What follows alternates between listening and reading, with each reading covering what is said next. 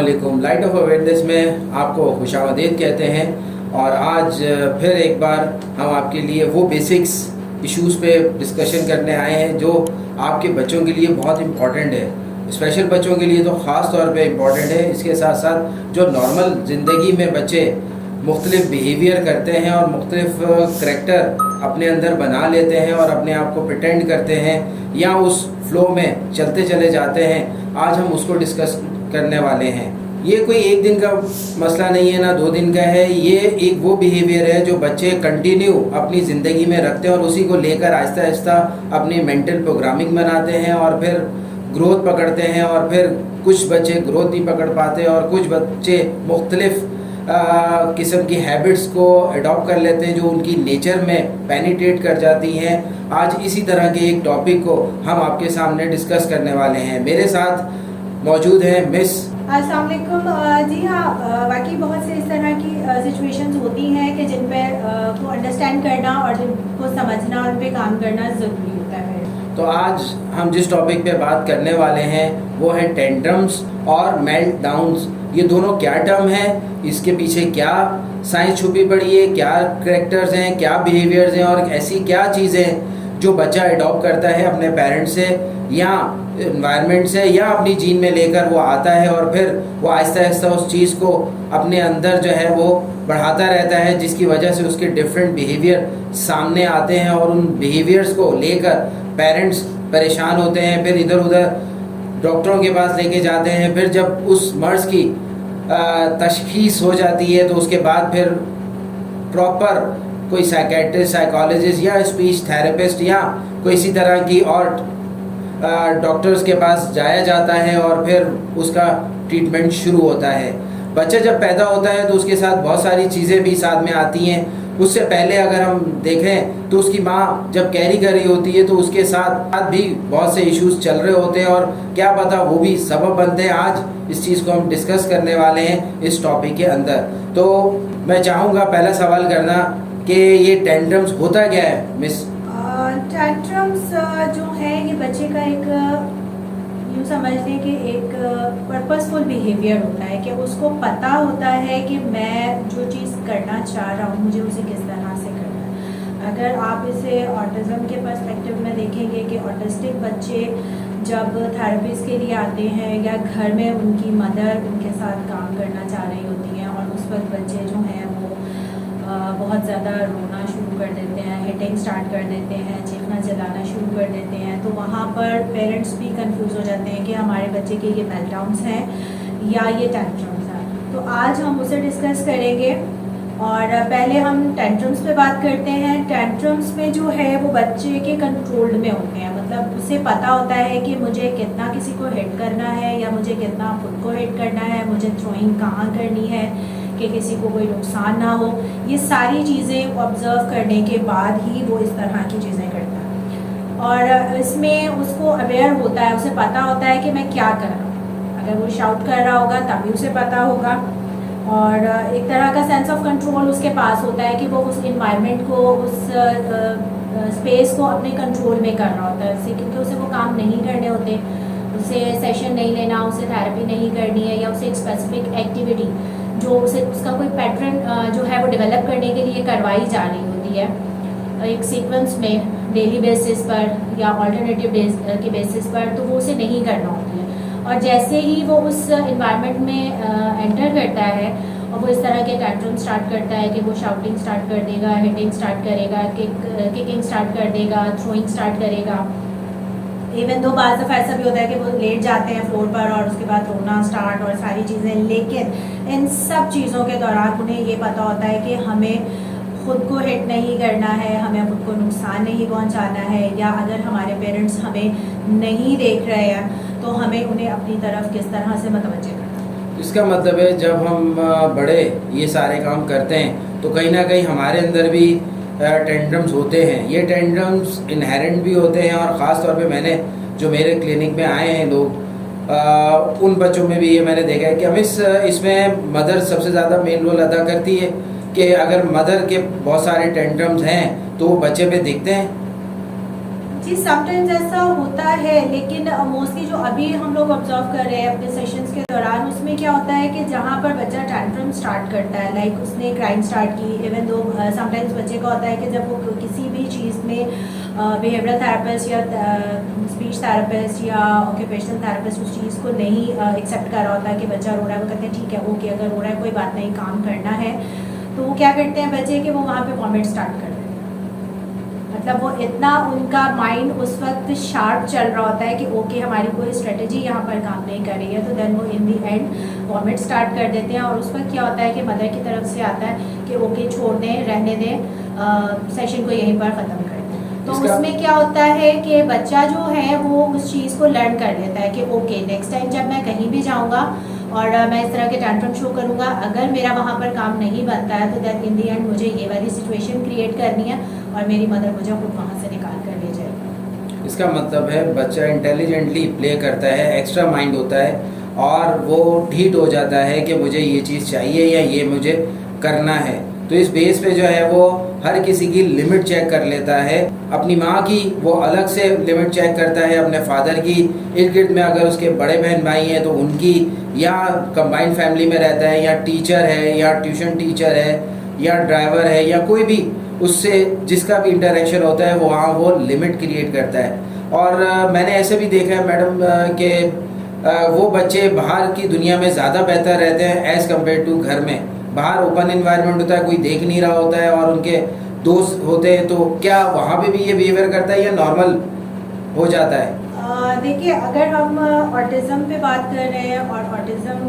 Autistic बच्चे के tantrums की हम बात कर रहे हैं या उसके मेल्टडाउन्स की हम बात कर रहे हैं, तो चूँकि ऑटिस्टिक बच्चे को सोशल कम्युनिकेशन गैप तो उसका होता ही है। समटाइम्स ऐसा होता है कि बच्चा अगर किसी ऐसे इन्वायरमेंट में जाता है, लाइक जैसे शॉपिंग मॉल चला गया, पार्क चला गया, तो वहाँ पर उसको एक फ्रीडम चाहिए होता है कि वो कहीं भी जाए, किसी भी चीज़ को टच करे, किसी भी इंसान को जाके हिट कर दे, कोई भी चीज़ उठाकर उसको फेंक दे या यूज़ कर ले, वो इस तरह की का फ्रीडम वहाँ पर चाहता है। मतलब उसको सोशल बाउंड्रीज़ का पता नहीं होता है, तो वहाँ पर ये चीज़ें ज़्यादा प्रॉब्लम क्रिएट करती हैं कि अगर उसे मदर, फादर या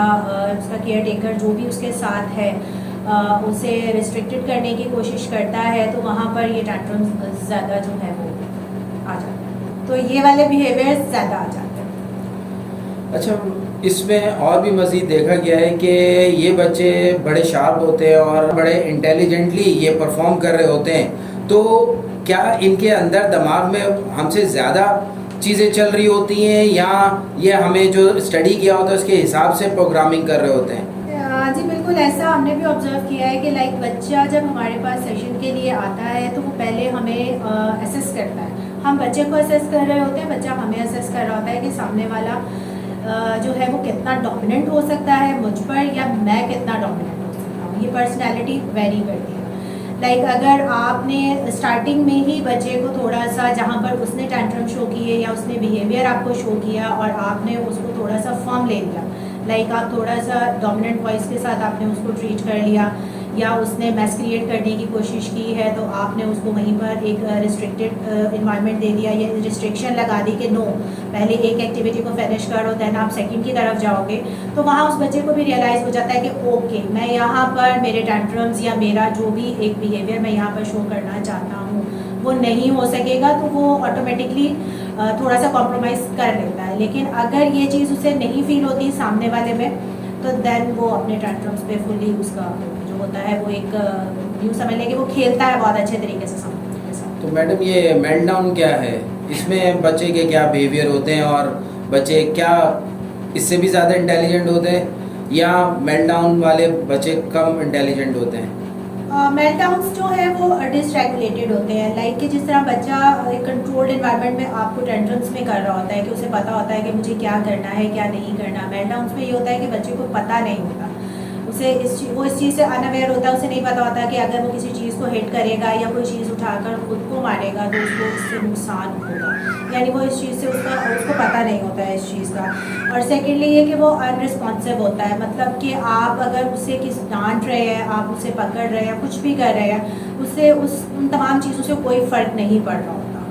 मेल्टडाउन्स में ये होता है कि बच्चा टोटली अनकॉन्शियस होता है, मतलब वो उसके अनअवेयर होता है, डिसरेगुलेटेड होता है और वो थोड़ा सा इमोशनल इसमें ज़्यादा होता है।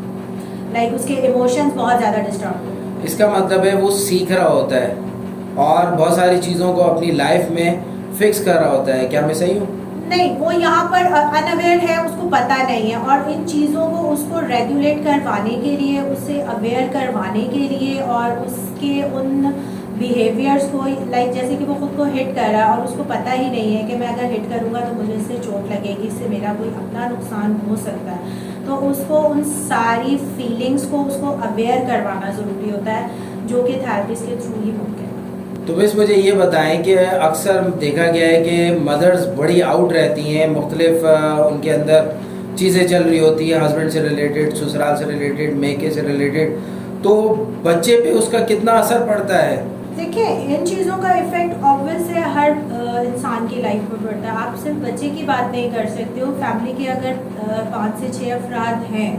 और कोई एक चीज़ उस फैमिली के किसी एक मेंबर को डिस्टर्ब कर रही है, तो उसकी वजह से ऑब्वियस है बाकी 5 की लाइफ भी डिस्टर्ब होती है। तो ये ज़रूरी नहीं है कि सिर्फ बच्चे की ही लाइफ डिस्टर्ब हो, ऑलमोस्ट पूरे घर का एनवायरनमेंट जो है वो डिस्टर्ब हो। क्या इसमें जब एक मदर बेबी कैरी कर रही होती है, जो उसके साथ इर्द गिर्द के हालात चलते हैं और जो उसके अंदर की कहानियाँ चलती हैं, क्या ये अफेक्ट करती हैं बच्चे पर? हाँ जी, बिल्कुल करती हैं। उसमें ओवरऑल चीज़ें आती हैं, मोस्टली मदर के 90% समझ लिए कि मदर की तरफ से जो है बच्चा चीज़ें कैरी करता है। तो इसमें फादर का क्या रोल होता है जब एक उसकी वाइफ बेबी कैरी कर रही होती है, तो उसे कैसे रहना चाहिए या क्या बिहेवियर करना चाहिए? फादर या हस्बैंड का जो बिहेवियर है और जो उसका रोल है वो बहुत फ्रेंडली होना चाहिए, कोऑपरेटिव होना चाहिए। लाइक ओके, मैं मानती हूँ कि आप अगर घर से बाहर 10 घंटे 12 घंटे की जॉब करके आ रहे हैं, बट वो भी एक औरत है, माँ है, जो एक बेबी को कैरी कर रही है, तो उसके लिए भी वो बड़ा टफ टाइम होता है। तो उसमें हस्बैंड का सपोर्टिव होना और कॉम्प्रोमाइजिंग होना बहुत ज़रूरी है। यानी कि इसमें एक हस्बैंड का रोल जो है वो जॉब के साथ साथ घर में उन दिनों जो है वो ज़्यादा टाइम दे और ज़्यादा काम और रिलैक्स रहे, स्ट्रेस सिस्टम उसकी तरफ से जो है वो उसकी वाइफ में ना जाए, और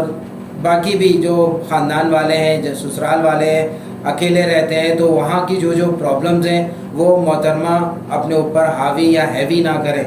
जिससे जो बेबी है उसकी हेल्थ और उसकी जो मेंटल प्रोग्रामिंग हो रही है ड्यूरिंग उस प्रोसेस में वो प्रॉपर हो सके। क्या मैं सही हूँ मैडम? जी बिल्कुल ऐसे ही। अच्छा, मुझे ये बताएं कि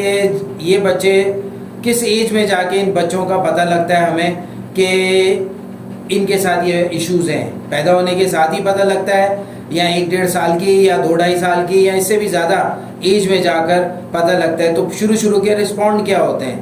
जी देखिए, इसमें अगर ऑटिज़म बाय बर्थ भी समटाइम्स कुछ बच्चों में जो है वो पता चल जाता है, लाइक उसमें रिफ्लेक्सेस पे होता है, और सबसे जो कॉमन और इनिशियल है वो बच्चे का नेम रिस्पॉन्स होता है, कि अगर बच्चा नेम रिस्पॉन्स नहीं कर रहा है तो वो एक रेड फ्लैग्स में ये चीज़ आ जाती है कि ओके बच्चा अपने नेम पे रिस्पॉन्स नहीं कर रहा है। सेकेंड ये कि वो आई कांटेक्ट नहीं देता है, और थर्ड ये कि उसका सोशल स्माइल नहीं होता। ये 3 मेन सिम्टम्स या मेन साइंस ऐसे हैं कि अगर आप अर्ली एज में, अर्ली मंथ्स में आप देखते हो बेबी में वो नेम रिस्पॉन्ड नहीं कर रहा, वो आई कांटेक्ट नहीं दे रहा है, अकॉर्डिंग टू द एज वो अगर आपको सोशल स्माइल नहीं दे रहा है, तो इट माइट बी कि वो रेड फ्लैग्स में है। मिस, मुझे ये बताएं कि हमें टेंट्रम्स और मेल्टडाउन का कैसे पता लगेगा? बच्चे में कैसे पता लगेगा कि ये मेल्टडाउन्स हैं या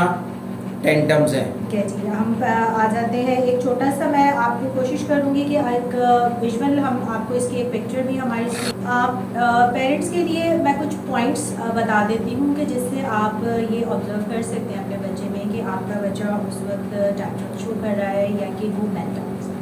ठीक है,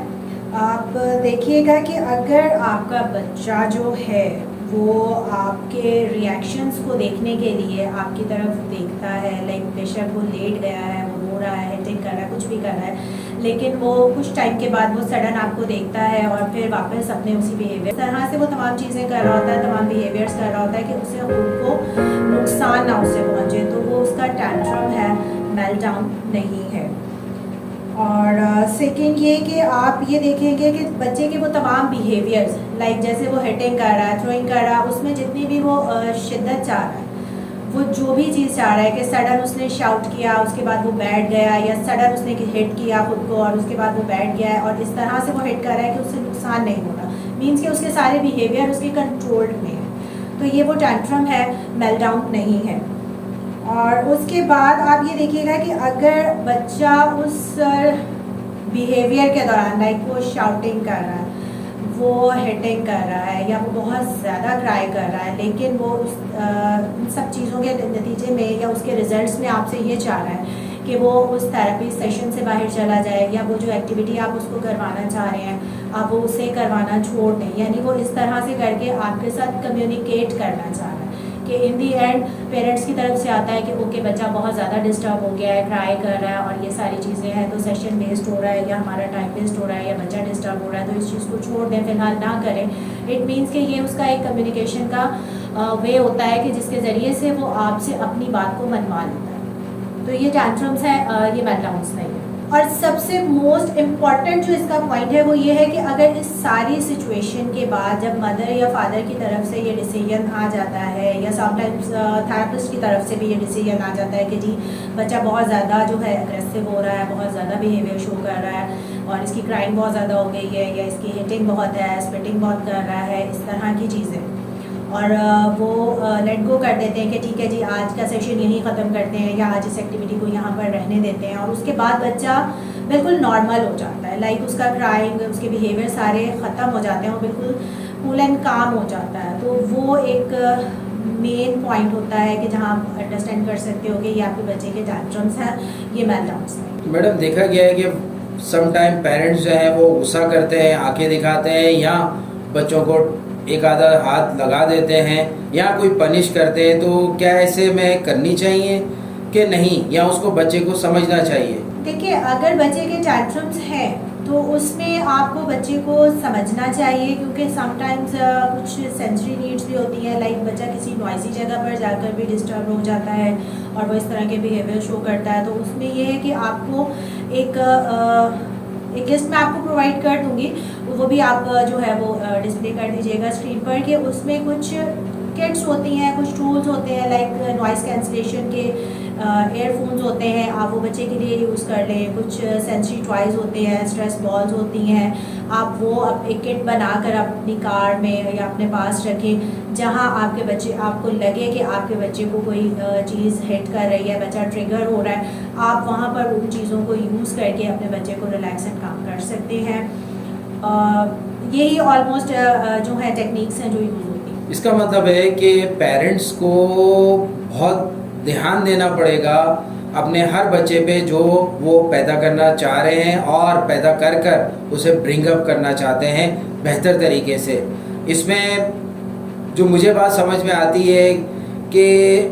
ऐसे बच्चों को हम कैसे आइडेंटिफाई करें, ये सबसे ज़्यादा ज़रूरी होता है। और जब बच्चा पैदा होता है तो उसके साथ साथ मदर फादर और इर्द गिर्द में जो नाना नानी दादा दादी या दूसरे लोग करीबी होते हैं जो उनके रिश्ते होते हैं, वो उनकी भी जिम्मेदारी बनती है कि वो भी बच्चे को टेस्ट आउट करें। और इसमें साथ साथ उस मदर पे सबसे ज़्यादा होता है कि वो दुनिया की या हस्बैंड की या ख़ानदान की या पर्सनल कुछ चीज़ों को अपने ऊपर सवार ना करें।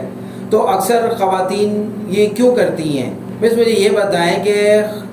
अक्सर ये ख़वातीन देखा गया है कि वो अपने ऊपर सवार करती हैं, तो ये क्यों कर लेती हैं? अक्सर कुछ ख़वातीन तो नहीं, अक्सरियत तो आप नहीं कह सकते, मेजॉरिटी जो है ख़वातीन की वो इस मामले में थोड़ा सेंसिटिव होती है।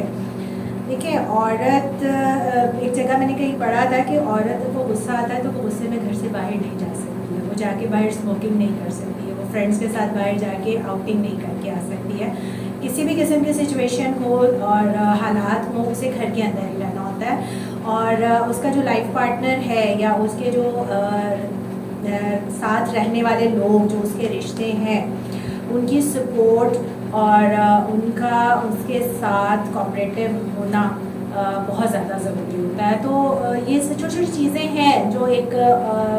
ख़ातून के लिए बहुत ज़रूरी है। इस पूरी डिस्कशन को अगर मैं समराइज़ करूं तो मुझे समझ में आता है कि हर जो बच्चा इस दुनिया में पैदा होता है, हर बच्चे के साथ टेंट्रम्स और मेल्टडाउन का प्रोसेस भी साथ लेकर आता है वो बच्चा, या उसी के साथ डेवलप होता है। मगर कुछ बच्चों में उसकी मिकदार ज़्यादा हो जाती है, यानी कि वो ज़्यादा प्रैक्टिस करते हैं या मेल्टडाउन की तरफ या वो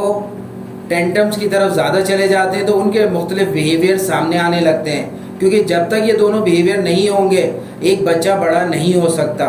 बस कुछ बच्चे कुछ चीज़ को ज़्यादा प्रैक्टिस करते हैं और कुछ चीज़ को वो इग्नोर कर देते हैं। तो हर बच्चे में ये क्वालिटी होती है। अगर मैं इस पूरी डिस्कशन को जब मैं सुन रहा था, मैं ऑब्जर्व भी कर रहा था, सोच भी रहा था अपने बचपन की या अपने बहन भाइयों के या दूसरे लोग होंगे जो बच्चे ब्रिंग अप हो रहे होते हैं, उसमें देखता हूँ तो बहुत सी दफ़ा देखा मैंने कि बच्चा गिरता भी है तो उसे एहसास नहीं होता, चोट नहीं लगती और बहुत सारी हड्डी वड्डी भी टूट जाए नहीं पता लगता। बहुत से बच्चे बहुत ज़्यादा सेंसिटिव होते हैं, उन्हें हल्का सा कोई घूर भी दे तो वो रोने लग जाते हैं। तो मुख्तलिफ बिहेवियर होते हैं। इसका मतलब है ये लर्निंग के लिए बहुत ज़रूरी है, मगर किसी जगह हैंग ना हो। अगर हैंग होने का है तो इसका मतलब है फादर या मदर से वो ये हैबिट लेकर पैदा हुआ है कि वो किन चीज़ों को अपने ऊपर सवार करता है या किन चीज़ों में वो रुक जाता है। एज अ एक्सपर्ट जो मैं समझ रहा हूँ वो ये है कि हर पेरेंट्स को एहतियात करनी चाहिए, चाहे उनका वो नॉर्मल बेबी है या स्पेशल बेबी है या वो किसी भी तरह से इस दुनिया में सिजेरियन के हिसाब से भी आया है, तो उसको टेक केयरिंग करें, उसकी जो सेंसरी पावर है उसको बढ़ाएं, उसके ऑडिटरी पावर को चेक करें, उसकी वॉचिंग या सीइंग या लुकिंग एबिलिटीज़ को चेक करें, ब्रीथिंग है, टच है, यानी कि जितने भी आपके सेंसेस हैं, जो 5 सेंसेस हैं कम से कम उनको वो टच करके ज़रूर देखें। उसको बाकायदा थोड़े थोड़े टाइम के बाद वो उसको देखते रहें और उन्हें पता लगेगा कि हमारा बच्चा अप टू डेट जब हो रहा है तो उसमें क्या क्या चीज़ें अप एंड डाउन हो रही हैं। तो इसके साथ साथ डॉक्टर से जाने से पहले या डॉक्टर के पास जाने से पहले अपने आप को एग्जाम करें, अपने आप को रीचेक करें कि हमारी किस आदत की वजह से बच्चे में कोई फिक्स आदत पैदा हो रही है, चाहे वो ढीठ होना है, चाहे वो गुस्सा करना है, चाहे वो अपनी ज़िद मनवाना है या इग्नोर करना है या बिल्कुल ही जो है वो अहमियत नहीं देनी है। तो क्या मिस आप एग्री करेंगी इस समरी से? जी बिल्कुल। तो इसी के साथ लाइट ऑफ अवेयरनेस आपको ऐसा प्लेटफॉर्म